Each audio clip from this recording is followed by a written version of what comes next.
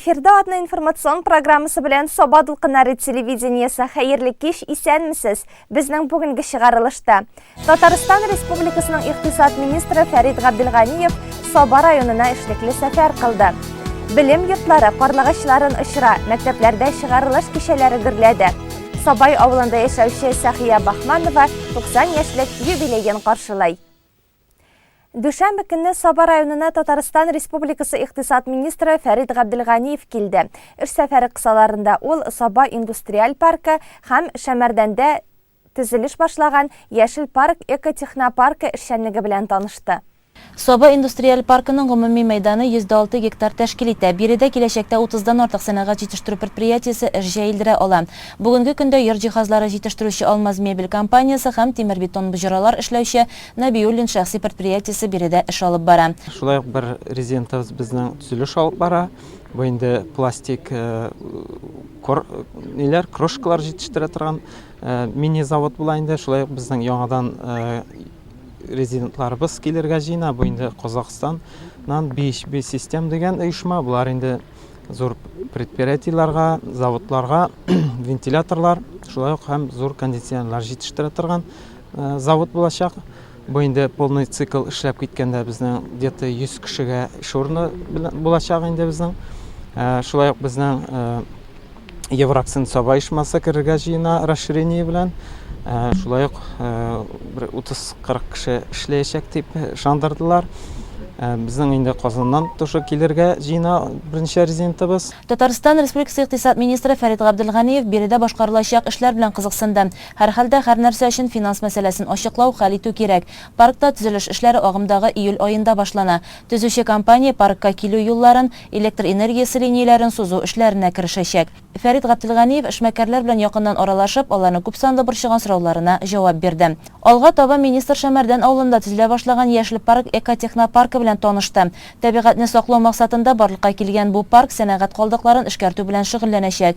Бүгенге көндә биредә инде сынау эшләре дә алып барыла. Биләмәгә кайтарылган, файдалану вакыты чыккан газ турбаларын махсус җиһазларда эшкәртәләр. Эчке ягыннан күгәрек чыгарылып, турбаның өске ягындагы изоляция салдырыла. Алардан үз чиратында файдалануга яраклы материаллар җитештерергә мөмкин ди экотехнопарк җитәкчесе Марат Галиев.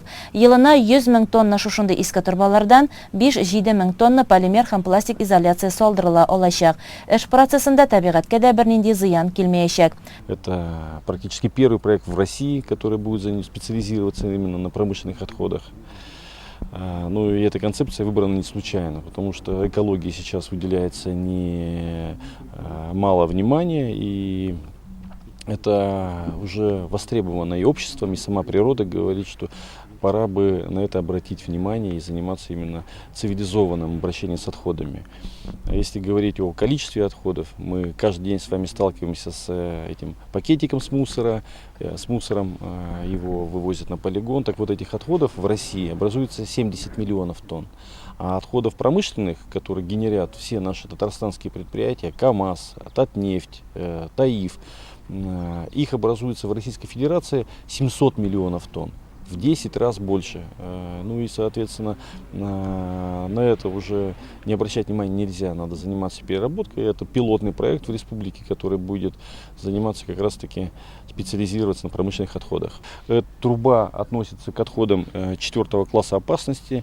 И законодательство, 89-й федеральный закон, обязывает все предприятия, у которых образуются такие отходы, именно утилизировать, снимать изоляцию. Мы привозим трубы.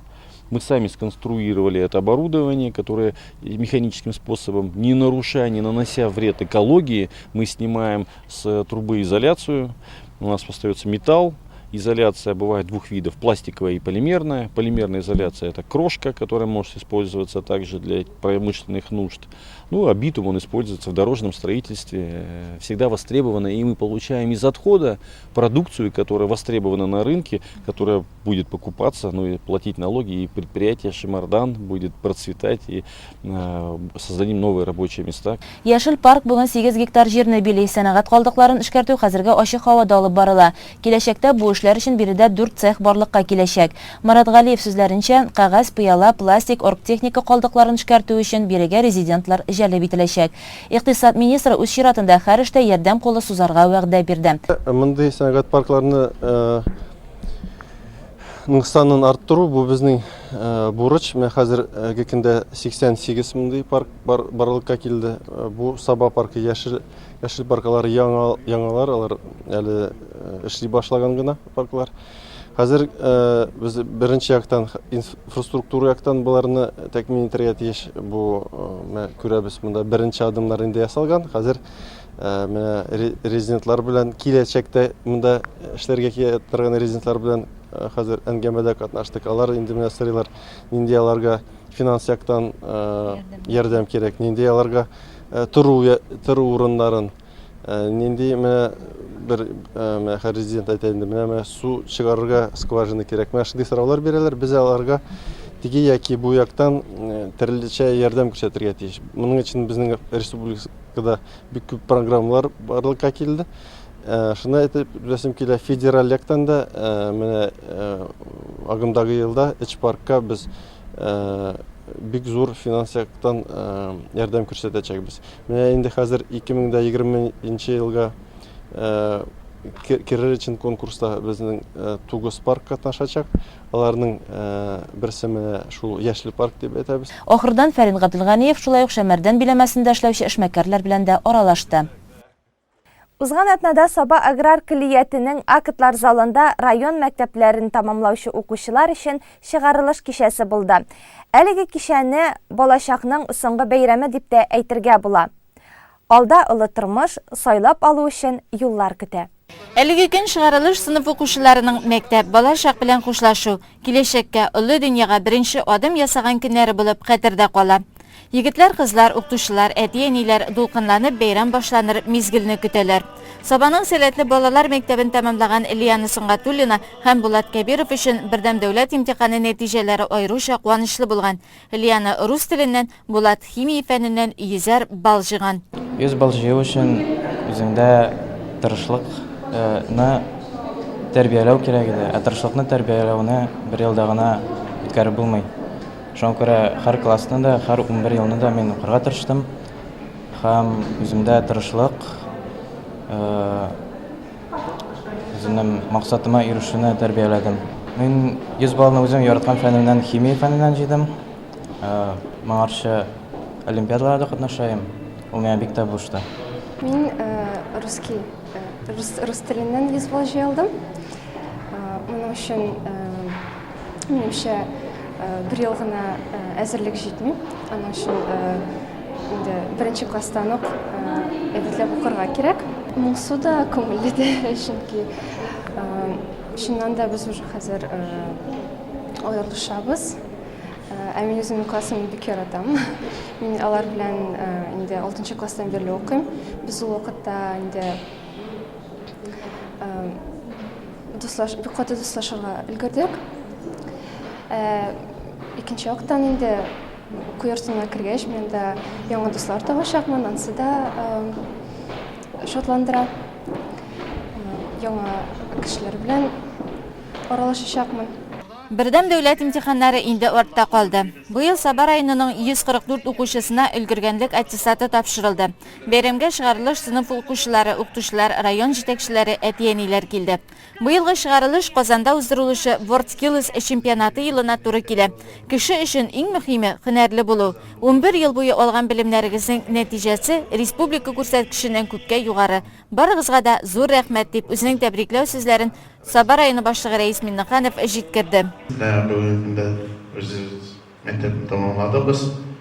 Һәм инде үзегезнең тормышыгызда белемне дәвам итәсез. Һәм инде ул хыялларыгыз тормышка ашсын. Һәм инде дөресен дә сез кайсы юлны алганыгыз, шул юл сезнең һәрвакыт шундый матур була күрсен.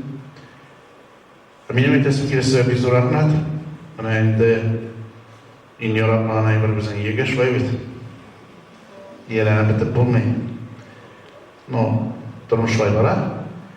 Һәм инде нәтиҗәләре буенча мин просто сезгә рәхмәт әйтәсем килә. Әти-әниләргә, сезгә, укытучыларга бергә шушы зур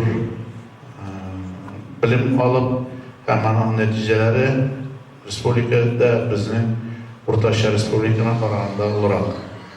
Ул сезнең хезмәтегез.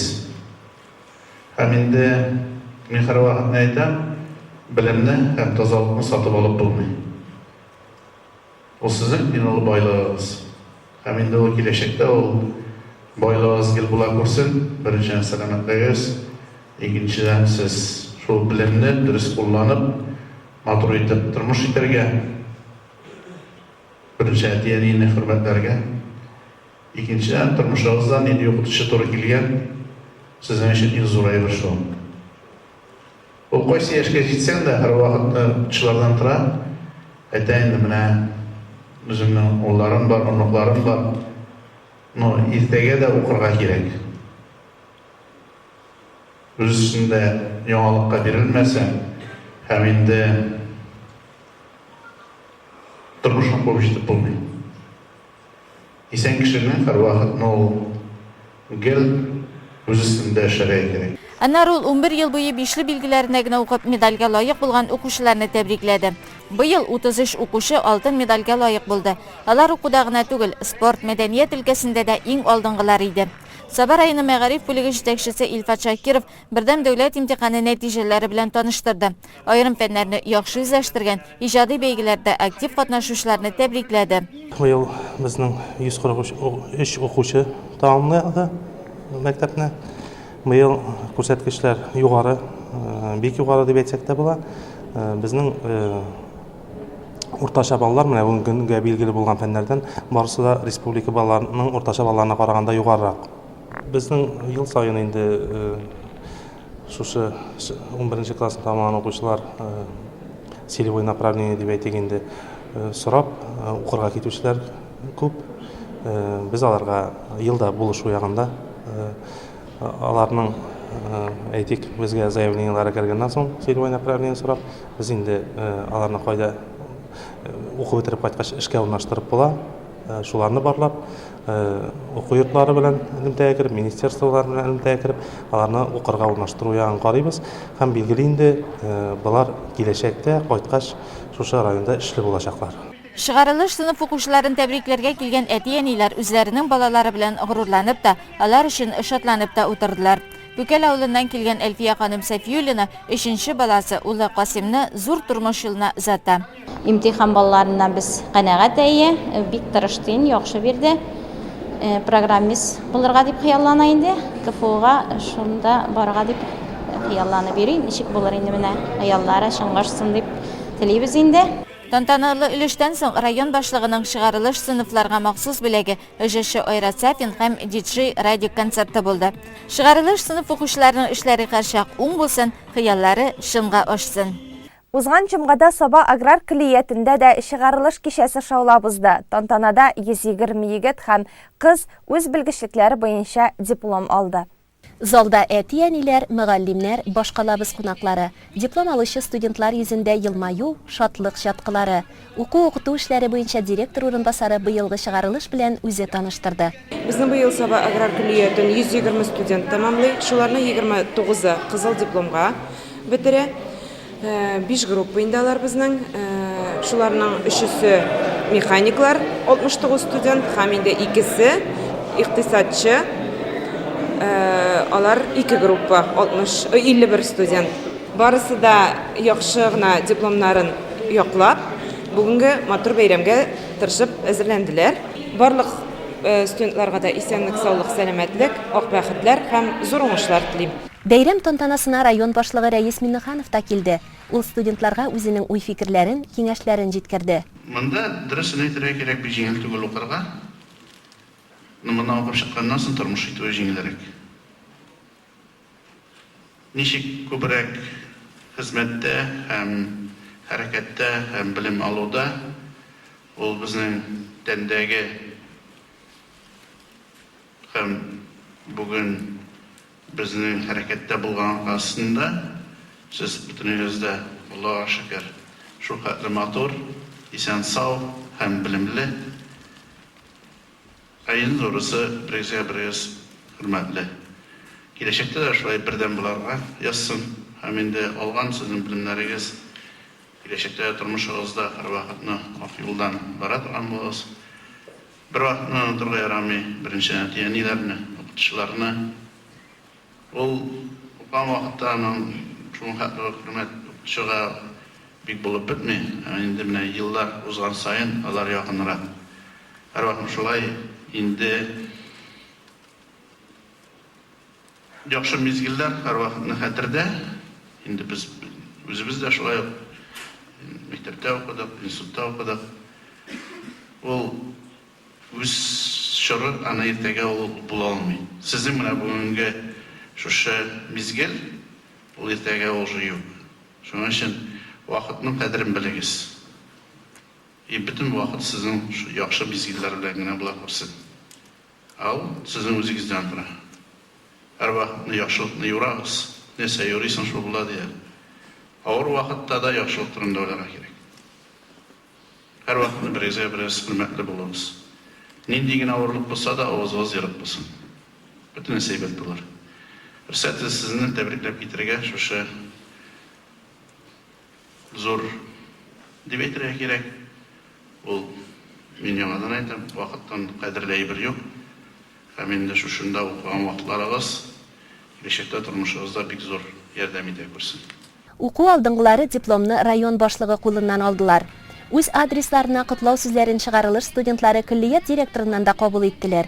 Закирҗан Бикмөхәммәтов уңайлы шартлар тудырган өчен республика президенты һәм район башлыгына рәхмәтләрен белдерде. Рөхсәт сезне бүгенге улуг байрам белән тәбрик итәргә, исәнлек, саулык, сәламәтлек, уңышлар, бәхетләр теләп барырга рөхсәт итегез. Без шушы көнгә хәтлек нәрсәдер җитмәгән шикелле яшидек. Чөнки менә бу бина булмагач, без дөрес иттереп белемне дә биреп бетә алмыйбыз. Бетерә алмый идек. Һәм практик эшем бигрәк тәгән. Менә хәзер рәис мәгълүм үзегез килгән озын күреп киттегез. Димә экзаменнарны чык бара. Һәм рәхәтләнеп шушында балалар белем алалар. Рәхәтләнәләр. Һәм безнең укытучыларыбызга да рәхәт. Һәм алар да үзләрен чын укытучы итеп хис итәргә мөмкинлек туды.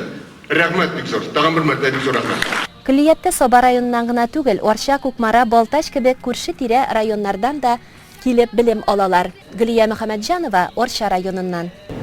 Минем кыз бухгалтер, кассир, экономист булып чыга. Киллиятның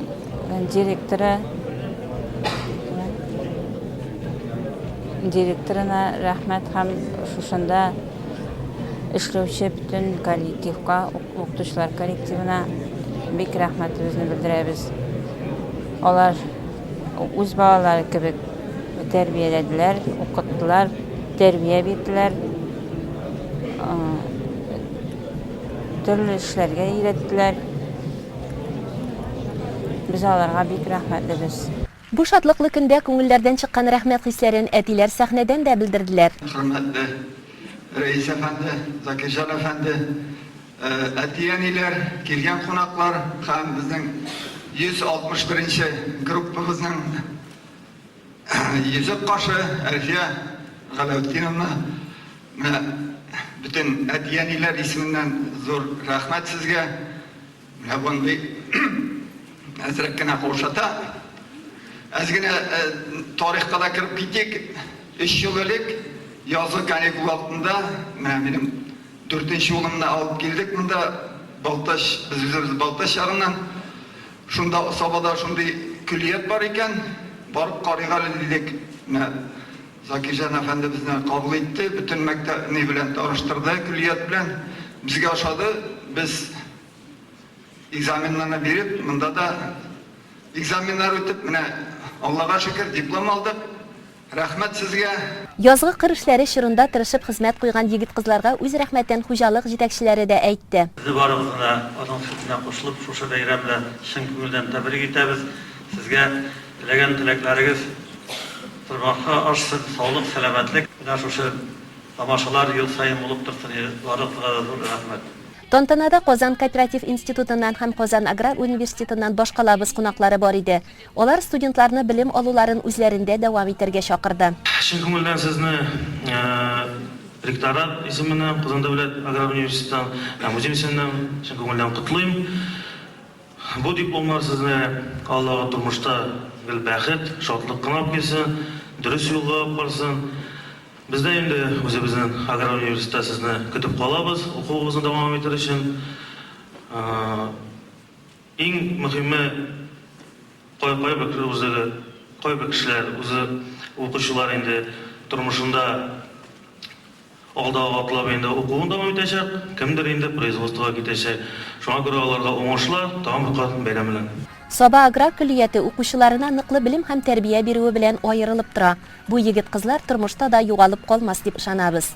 29 июнь көнне Саба аграр көллияте 10 еллык юбилеен билгеләп узды. Бәйрәмдә шушы көллиятны тамамлаган элеккеге студентлар, көллият коллективы, бүгенге студентлар катнашты. Күңелле концерт номерлары белән үрелеп барган чараны без дә күзәтеп кайттык. Шушы мәхәббәт бинаның ишекләрен ачып эшли башлауына да 10 ел вакыт узып киткән. Бу вакыт аралыгында көллияттә 751 студент һөнәр үзләштереп зур тормыш юлына аяк баса. Бүген алар белем алган якын урынга зур дулкынлану белән килгән. 11 елда Балтач районыннан хәтле, ул вакытта бездә бик әз кеше укыйдыр Саба районында, хәзер мин белүемчә бик күп кеше укый Саба районында. Ул вакытта без бик әз идек, Балтач районыннан хәтле килеп укып йөрдек. 14 елда битердем. Ничек Саба аграр көллиятен сайлаган идегез ул вакытта? Белмим, никтер анда бер генә кыз укыйдыр, ул кызның именно шул кыз белән сөйләшеп китеп, ул спорт ягына бирелгән иде Саба аграр көллияте. Нәкъ менә шул спорт аркасында, наверное, мин Саба аграр көллиятен сайлаганмын да. Һәм мин бердә укыйм, монда укыган белемнәр бик кирәк булды. Хәзерге вакытта мин Казанда юрист булып эшлим. Монда экономист, бухгалтер һөнәрен битерсәм дә, Казанда юрист булып урнашырга бик ярдәм итте бу профессия. Һәм мин монда укыганга бик бердә үкенмим. Гөлсерин Кадырова Теләче районы кызы. Ул да бу көллиятта белем алган вакытын сагынып искә ала. Без тамамлаганнан соң инде бик күп үзгәрешләр булган. Барсы да уңай якка ди. Колледжда укыткан укытучыларга, директорга һәр барчасына рәхмәтлемен. Шу бәйрәмне оештыручыларга рәхмәтлемен. Шушында килгәндә бик нык дулкынландым, барсында күрәсем килдем. Оештыручыларга бик зур рәхмәт. Менә бәйрәм буласын, кайдан ишеттегез, чакырдылармы, ничегрәк? Мин Instagram шилтәреннән күрдем. Безнең укытучыбыз Екатерина Викторовна объявление тыккан, шуннан күреп алдым.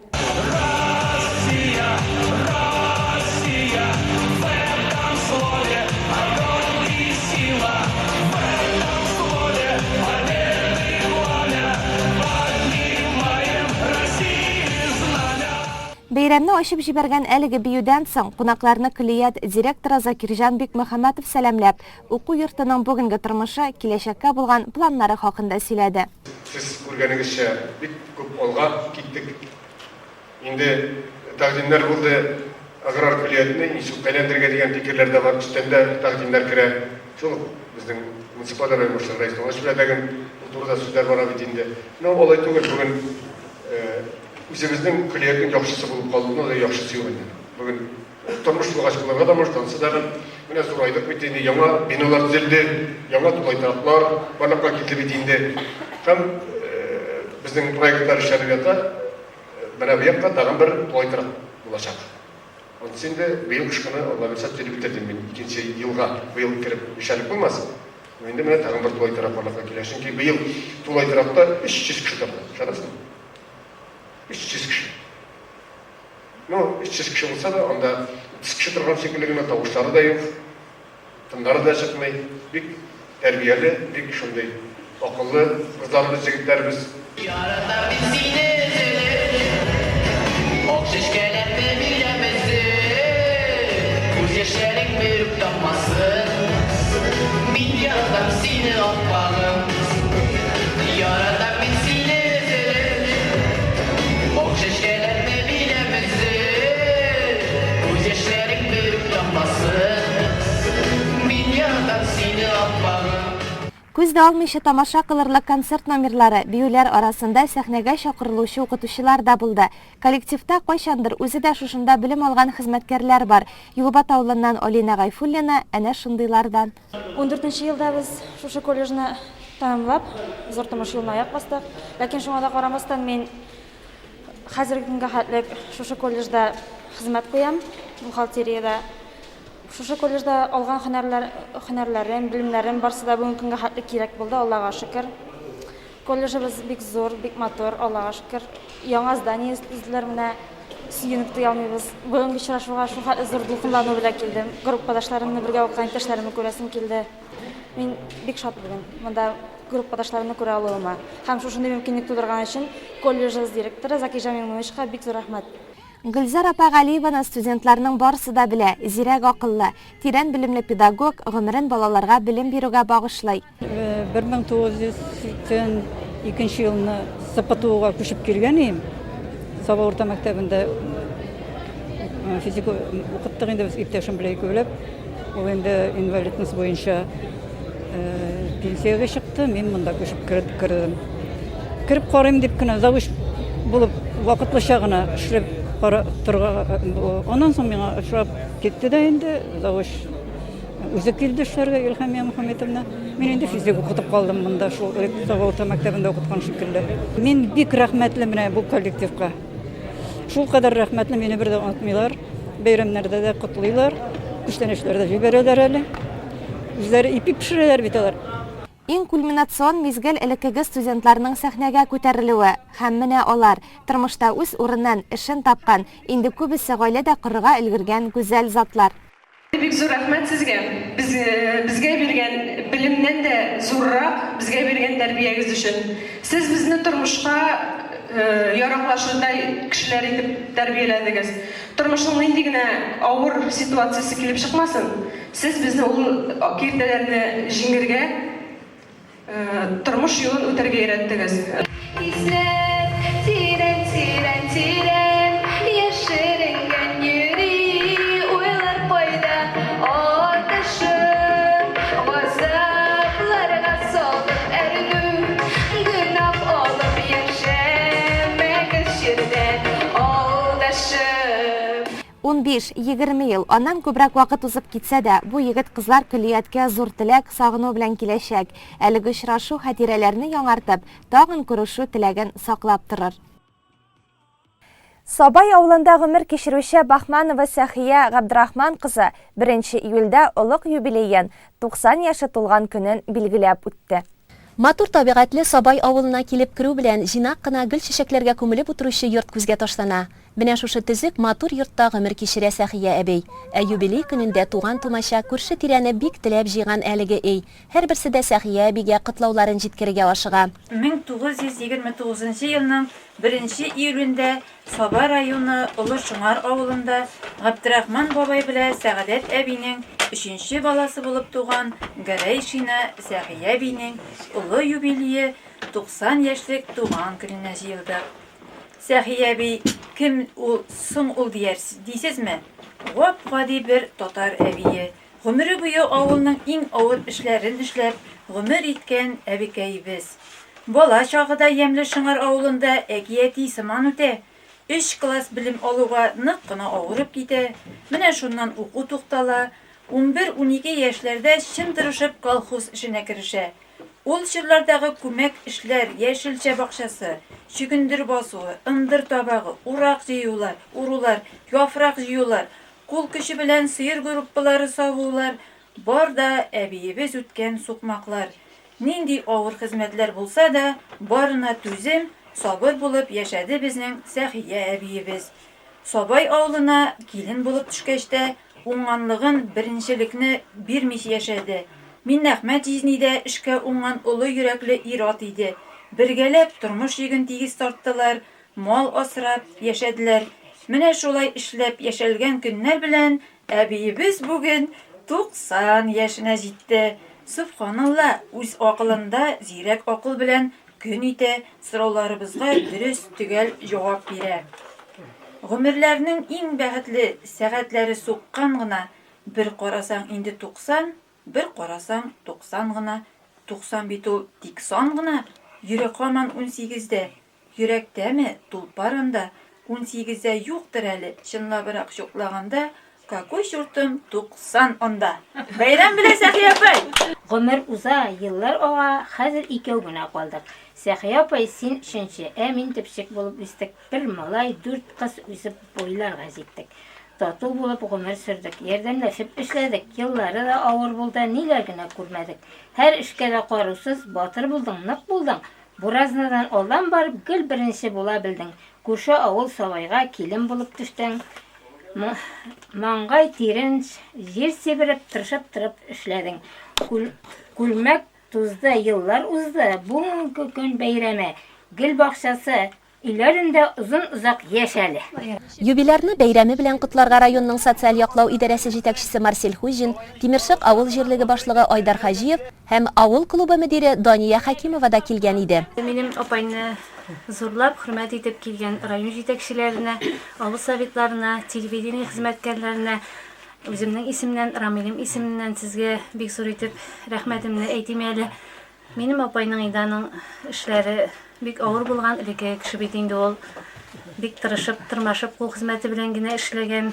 Апайның бүгенге юбилеенда без туганнары, инде күршеләр җыелыштык. Апайга инде озын гомер, нык сәламәтлек, бәхет, шатлык телибез. Мин үзем инде сабайга менә күптәннән йөрим. Апай инде үзе генә тора бүгенге көндә, без инде Рамилем белән карыйбыз. Гел ярдәм итеп торабыз инде. Минем инде менә Яңамишән авылында яши торган әниемнәр, абыем Ирекләр семьясы. Аларның семьясына мин бик зур итеп рәхмәт әйтәм. Энем Салаватлар бар әле Сабада, аларның семьясына шулай ук бик зур итеп рәхмәтемне әйтәм. Менә күршеләрем бик әйбәт инде. Наил апалар, Хаҗер апалар, Дания апалар инде менә аларның һәр барчасына бик зур итеп рәхмәтемне әйтеп, семьяларына озын гомер, нык сәламәтлек, балалар бәхете күреп яшәрләрен телибез. Рәхмәтемнең иң алысы инде минем менә тормыш иптәшем Рамилгә. Рамилем инде булай итеп йөрмәсә мин йөри алмыйм инде. Һәр көнне төшәбез инде. Әле апай үз акылында, үз зиһенендә, менә бер генә ягы начар инде, колак бик ишетеп бетерми. Үзе әкренгә йөреп тора инде ул. Без төшкәндә ишек ачык инде. Әле шәйләр кайнатып эчә ала. Без инде ашарларны үзебез пешереп алып төшәбез. Апайның инде Ходай Тәгалә биргән гомерен озын-озак яшәсен. Һәр барчагызга апайны якын итеп килгән, апайны санлап килүегезгә, һәр берегезгә дә бик зур итеп рәхмәтемне әйтеп, апайга инде кечкенә генә бер эш куплетлы шигырьдә әйтеп китим әле. Апай, сиңа бездән шундый теләк. Һәр вакыт булсын үз кешеңдә, сау-сәламәт итеп күрү, шатлык бит ул, бәхет бит ул безнең эшендә. Кадерле кеше син безнең өчен, иң өлкәне безнең семьяда, юбилеең белән котлар өчен җыелыштык бүген бәйрәмгә. Апай, сине күрү шатлык. Кайгы хәсрәт безне күрмәсен, саф күңел картаюны белмәй, йөзләрендә кояш уйнасын. Сәламәт бул апай, бәхетле бул. Инде 100 яшеңдә шулай җыелырга язсын. Һәр берегезгә бик зур итеп рәхмәт әйтәм. Юбилей көнендә үткәннәрне дә яңартты хәтердә Сәхия әби. Firmalarda da işledim indi. Onları utavlar utadık indi. Şu vakittan 11 yaşlarda yegindi. 11 yaştan şikayet ettiler indi bizge. Yine de biz onu kişi bulamız suyunumuz indi. O da bizge şikayet geç. Ben suyun üstü buldu indi ol. Bizge şikayet ettilerdi. Onda bir köpüşledik indi. O tartına yürüyüp başladık, tırmalar tutup indi yenesi. Onları bıçaklar yılkıp bitirgeç indi. Şulay da yürüyüp başladık indi. Pişenler yiyip yürgende, pişen üstleri bek çöp bulatırganı. O pişen üstlerinde ot ortasından bir kotu yürüdük indi. Elbette bir yığırdı tırganları. Жегір ектір, шадыр егінді бәк, өзі бізге қолғанда. Онда да ердік енді. Онлары бұтән ішерге қуша башладылар енді. Ұлырақ бұла башларға жайда шыларға ері башлаған. Шұрайтып ішілердік енді. Сиырлар тауызым енді. Sıyırlar savadыр егін тона қорадым неше ел. Sıyır savдым неше ел. Onları sarıklar qoradылық. Sıyırlar qoratmadı. Sıyırlarını indi ұлырақларға қушқанlardır indi. Bilmem indi. Onun bütünüzünde bilip bitirip bulamını. Büyük Vatan Soğuşı yılları turunda сөйләгәндә әбинең күзләренә яшьләр килде. Min 11. yaşımı etini akıp kadırga aldılar. O ayağına batkanına gözüne bağım ısırganına çok girmedi. Akıp kadırga dübediler etilerini. Yarar. Min uzun 3. bala bulup kına doğanıyım. Onları abine soğutka aldılar indi. Abi var indi 24. yılı. Onu soğutka aldılar. abinin ölgen haberi geldi. Onları yararın dolay buldu. Onlar ucumdan 2 yıl opay var. Onu verdiler futuğa. Hazır kim bile koyardım. Ulu bala bulum onu verdim. Men kaldım mende. Ulu bala bulum. Тормыш иптәше Минәхмәт абиның вафатына 6 ел булса да, бер дә исемнән чыкмайды юбилар. Онытырлыкмы соң? Бергә 60 ел тормыш йөген тартканнар бит алар. Хәзер Минәхмәтнең үлгәне 6-нчы ел. Әле һаман да йырлап алам. Һаман да йырлыйм. Тәрәзәтем истегел, итрем итләренә. Сәгать тайын, минут тайын төшәтен истәремәдем. Сәхия әби җитәкчеләрне капка төбенә кадәр озатып, изге теләкләрен җиткерде. Иртәгә 6 июль көнне халыкара сәүдә берләшмәләре көне билгеләп үтелә. Саба районы кулланучылар җәмгыяте күп еллар игелекле хезмәт күрсәтте һәм бүгенге көндә дә халык ихтыяҗларына йөз тотып эшли. Без бүген Саба районы кулланучылар җәмгыяте җитәкчесе Шәүкәт Ганидинов белән әңгәмә кырдык. День кооперации инде ул иң күңелле көннәрнең берсе дип әйтәсе килә минем үземнең хезмәтемдә. Потому что мин бу хезмәттә инде 29 елдан бирле эшлим. Арча районында 8 ел, менә монда инде 21 ел. Действительно бу хезмәткә инде без 59 яшькә мин өйрәнеп килдем дип әйтергә кирәк. Сәүдә ул бер вакытта бетә торган эш түгел. Сез аны прекрасно беләсез. Сәүдә бездә дөнья беткән кебек була инде. Һәрбер кеше ашый, эчә, кибетенә бара, аңлаша, киңәшә. Мин электән әйтә торган инде. Кибет ул икенче клуб. Халык итә белән ипикә килеп, сөйләшеп, бер-берсенең хәлен белеп, шунда рәхәтләнеп, сөйләшеп кайтып китә торган җир иде ул. Менә бүгенге көндә дә шушы сәүдә безнең бүгенге көндә дәвам итә. Әйтәсем килә, менә безнең мин эшләп торган Саба районында, үзебезнең районда бүгенге көндә сәүдә нәкъ элекке вакытта кебек эшләп килә. Бүгенге көндә сату алу белән, заготовка белән, аш су, икмәк пешерү, хуҗалыктан сөт җыю, чеби үстереп сату, менә бу бөтен эш бүгенге көндә безнең сәүдә өстендә. Бу Аллаһка шөкер безнең коллективыбызның шын хезмәте дип әйтәсем килә. Монда калды инде электән тырыш эшләгән, медиа әйтәсем килә, действительно геройлары дип. Безнең элек бездә эшләп чыгып киткән ветераннарыбыз, алар гомер буе без аларга рәхмәтле булырга тиеш. Алар безгә нигез салган, шушы эшне безгә саклап передавать иткән. Ә менә без үзебез эшләп, матурлап, шушыны яңадан яңа буынга тәкъдим итеп калдырга тиеш. Шушы матурлыкны, культураны аларга дәвам иттерергә тиеш. Менә мин шушы көн белән әйтәсем килә, безнең шушы бәйрәмебез белән. Кем моны радиодан карый, иштә, телевизордан күрә, мин һәрбер шушы сәүдәдә эшләгән ветераннарыбызны котлыйсым килә. Аларга тазалык, тынычлык, матурлык и киләчәктә только без сәүдәдә эшләдек дип мактанып йөрерлек, горурлык булуларын телим. Урамда сәүдәгәр берәр кибетче кайтып киткәндә, узган халык аңа карап калсын. Менә бу сәүдәдә эшләде, бу сәүдәдә эшли дип. Ул безнең шатлыгыбыз булыр. Һәрберегезне шушы бәйрәм белән тәбрик итәм.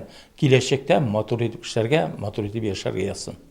Хөрмәтле телевизор караучылар, безнең атна информацион программасы шуның белән тамам. Без сезнең белән киләсе очрашуларга кадәр дип саубуллашабыз. Җиләкле җәйләр, ямьле булсын.